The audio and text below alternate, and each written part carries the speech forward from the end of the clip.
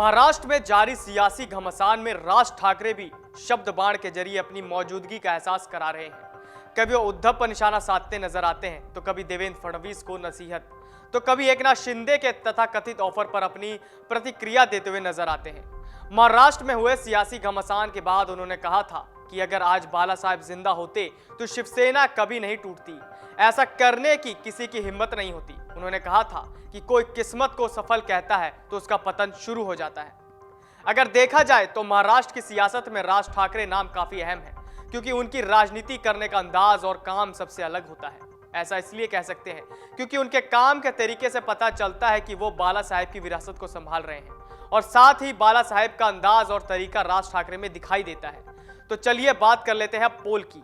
तो हमने अपने पोल में सवाल किया था कि क्या बिना राज ठाकरे के शिंदे गुट शिवसेना हासिल कर सकता है। इस पोल में 27,000 से अधिक लोगों ने पोल किया और काफी चौंकाने वाले नतीजे सामने आए हैं। पोल में 43% लोगों ने कहा कि हाँ, बिना राज ठाकरे के शिंदे गुट शिवसेना हासिल कर सकता है। वहीं 57% लोगों ने कहा कि नहीं, बिना राज ठाकरे के शिंदे गुट शिवसेना हासिल नहीं कर सकता है। अब यह सवाल महत्वपूर्ण हो जाता है यहां पर, क्योंकि महाराष्ट्र की राजनीति में राज ठाकरे मायने रखते हैं, क्योंकि उनका राजनीति करने का अंदाज सबसे अलग है। अभी तक ना ही उन्होंने किसी के साथ जाने की बात कही और ना ही समर्थन देने की बात कही है। वैसे अगर राज ठाकरे किसी का समर्थन करते हैं तो महाराष्ट्र की सियासत का रुख उसकी तरफ मुड़ सकता है।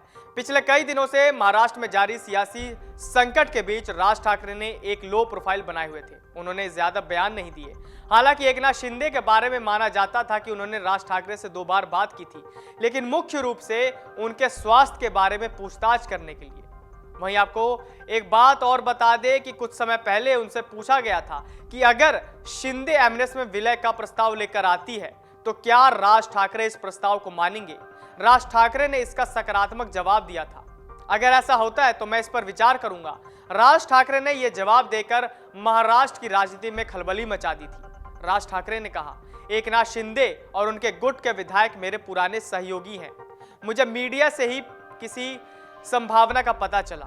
ये एक तकनीकी मामला है, लेकिन अगर शिंदे को जरूरत पड़ी और उनकी तरफ से प्रस्ताव आया तब मैं उनके 40 लोगों को अपनी पार्टी में शामिल करने पर विचार करूंगा।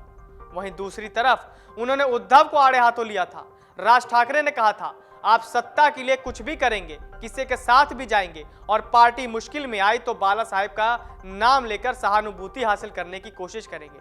सबको पार्टी का विस्तार करने का अधिकार है, कौन आगे बढ़ना नहीं चाहता, इसमें कुछ भी गलत नहीं है। लेकिन अगर आप आत्मघाती कदम उठाने लग जाएंगे तो कोई क्या करे। आपको बता दें, शिवसेना को लेकर शिंदे और उद्धव खेमे में लड़ाई चल रही है। वहीं पिछली सुनवाई में इस मामले को लेकर सुप्रीम कोर्ट में सुनवाई हुई थी। इस दौरान दोनों गुटों में तीखी बहस हुई थी। उद्धव कैंप के वकील कपिल सिब्बल ने दलील देते हुए कहा कि अगर 2/3 विधायक अलग होना चाहते हैं तो उन्हें किसी से विलय करना होगा या नई पार्टी बनानी होगी। वो नहीं कह सकते कि वो मूल पार्टी है। उद्धव ठाकरे और एकनाथ शिंदे द्वारा विधायकों को अयोग्य करार देने और अन्य तकनीकी पहलुओं को लेकर दायर याचिका पर आज उच्चतम न्यायालय में सुनवाई होने की उम्मीद है। इस संदर्भ में शिवसेना प्रमुख ने कहा, उन्हें फर्क नहीं पड़ता कि अदालत क्या फैसला देती है, मैं न्यायपालिका का सम्मान करता हूं। गौरतलब है कि शिवसेना के 55 में से शिंदे सहित 40 अन्य विधायकों ने बगावत कर दी थी, जिसकी वजह से उद्धव ठाकरे नेतृत्व महाविकास अघाड़ी सरकार गिर गई थी। डाउनलोड करें अमर उजाला ऐप और पाएं खबरें लगातार। अगर आप ये वीडियो YouTube पर देख रहे हैं तो हमारे चैनल को सब्सक्राइब करें और बेल आइकन को दबाना ना भूलें। अगर आप Facebook पर ये वीडियो देख रहे हैं तो हमारे पेज को लाइक करें।